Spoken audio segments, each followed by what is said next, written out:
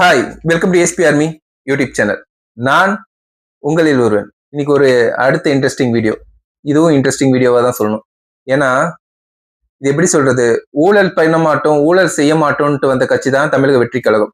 ஆனா அதுல ஊழல்வாதிகளை நிறைய பேரை எடுத்து இப்ப உள்ள போட்டு வச்சிருக்காங்க. இதுக்கு என்ன காரணம், அதுக்கு என்ன பண்ணுவாங்க, இதை தான் இந்த வீடியோல பார்க்க போறோம். இவங்க ஆக்சுவலா ஊழலை எதிர்ப்போம், லஞ்சம் ஒழிப்ப பண்ணுவோம், லஞ்சம் இருக்காது தமிழ்நாட்டுலன்ட்டு தான் மெயினா மக்கள் மாற்றத்தை தேடி உங்களுக்கு ஓட்டு போட்டது. அது கன்ஃபார்மா இப்ப நடந்துட்டு இருக்குது.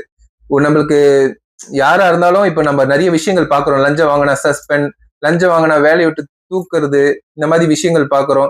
டிரான்ஸ்பர் பண்றது, இந்த மாதிரி விஷயங்கள்லாம் நடந்துட்டு தான் இருக்கு.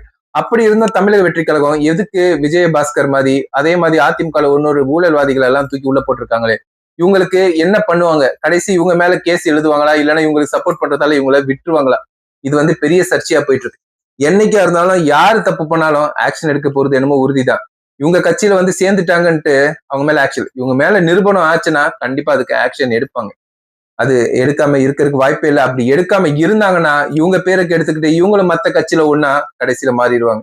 அது நடக்காதுன்னு நினைக்கிறேன். ஏன்னா இவங்க சொல்றது லாஸ்டா தலைமைகள வெற்றி கழகம் தலைவர் பேசும்போது கூட ஸ்டேஜ்ல லஞ்சம் கொடுக்காதீங்க, லஞ்சம் கொடுக்கறவங்களும் நான் விட மாட்டேன்னு தான் பேசினாரு. இன்னைக்கும் அதை தான் பேசுறாரு, அப்பவும் அதை தான் பேசினாரு. அதனால எதா இருந்தாலும் நம்ம வெயிட் பண்ணி தான் பார்க்கணும். ஆனா இதுக்கு ஒரு குட்டி ஸ்டோரி இருக்கு.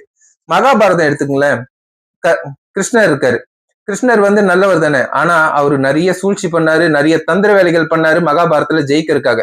அது தப்புன்னு சொல்லிட முடியாது. அதே மாதிரிதான் பெரிய கொள்ளக்காரனை அழிக்க குட்டி குட்டி கொள்ளக்காரனை தூக்கி இவங்க வச்சுக்கிறாங்கன்ட்டு என்னோட எண்ணம்.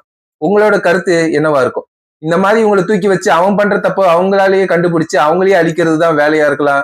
இந்த மாதிரி என்னென்ன ஸ்டாட்டிக்ஸ் யூஸ் பண்ண போறாங்கன்னு தெரியல. ஒருவேளை அப்படியா இருக்கலாம். அப்படி இருந்தா அது நல்லதுதான். இந்த பாணியை தான் இன்னைக்கு தளபதி விஜய் கடைப்பிடிக்கிறாருன்னு எனக்கு ஒரு டவுட். உங்களுக்கும் இந்த மாதிரி டவுட் இருந்துச்சுன்னா, இல்லைன்னா உங்களுக்கு ஏதாவது இதுல கமெண்ட்ஸ் இருந்துச்சுன்னா எனக்கு கண்டிப்பா சொல்லுங்க.